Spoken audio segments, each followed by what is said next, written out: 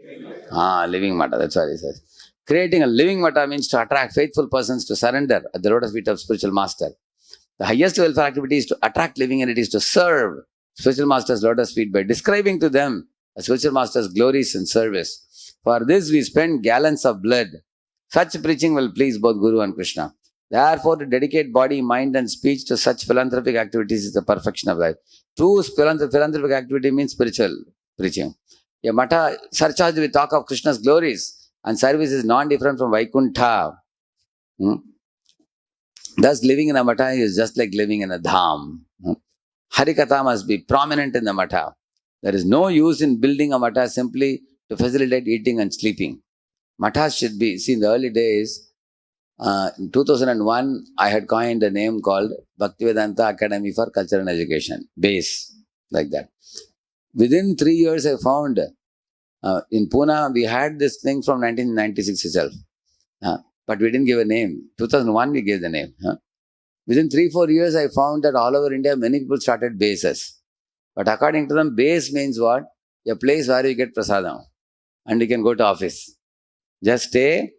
You can, early morning, they would get up at 6 o'clock or something, take a bath and then chant some rounds and then take prasadam, go to office and come back in the evening and go to sleep at night. Just stay with devotees and you get prasadam, that's all.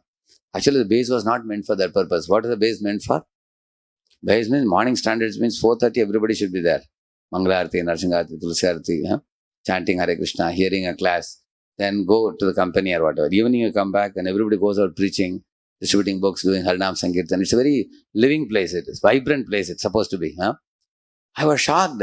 Many people are imitating the name base, but they are not following standard. Immediately we changed the name. From base we made it voice. Now one boy was asking me, Prabhu, we also have a voice center. We are teaching your courses and everything. Only thing is we don't want to have any Hare Krishna Mahamantra writing for those who are coming late in the morning. We don't want any punishment. We have decided not to give any punishment. Then I said, then don't call it voice, call it noise. Because we should have standard.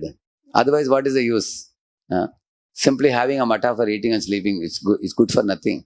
It should be a vibrant place. And also all of us should know this body will not last for a very long time. The human body is, it's going on changing gradually. From childhood to boyhood to youth to old age and eventually, one day we'll be kicked out of this body. We can't stay here forever. This body is like a rented property for us. You pay rent, after 11 months you'll be kicked out. Correct, no? So anyway, we have to leave the body. Life is short, time is precious. And while in the body, we have to have life in preaching and expanding preaching. That's what he also says here. So therefore, we call it as Vedic Voices for Inspiration, Culture, Education, which is meant for spreading this spiritual inspiration, culture and education. For that purpose only, we wish to see this movement everywhere, wherever. Actually, Srila Prabhupada's desire was also, that is the reason why Prabhupada made a separate mata as ISKCON. Otherwise, why not, Gaudiya Mat. People ask, why Prabhupada didn't continue Gaudiya Mat? Because Gaudiya Mat was becoming more or less Bengalis. And then here, how many of the Bengalis here is? And maybe a handful, I think. There is only 1 or 2, you see. How many of you speak Kannada here? Yeah, how many of you speak Uttar Pradesh or North Indian? Of North? See, how many of you from West India? Or East India?